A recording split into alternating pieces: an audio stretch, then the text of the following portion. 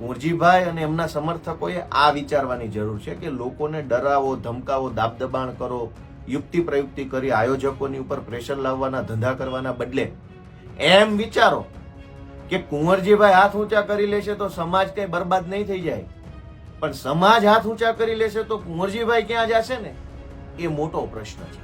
અને મોટા પ્રશ્નનો જવાબ એ છે કે સમાજ આજે ન્યાયની માંગણી માટે ભેગો થાય છે, વાતનું વતેસર ન થાય, વાત આડા પાટે ન ચડે. એટલે મારી જેવા જે કાંઈ લોકો આમંત્રિત છે એ સમજીને સામે આલીને નથી આવતા. પણ કુંવરજીભાઈને હું વિનંતી કરું છું કે ન્યાય અપાવો, તમારી સરકાર છે, સમાજ પણ એક જ છે.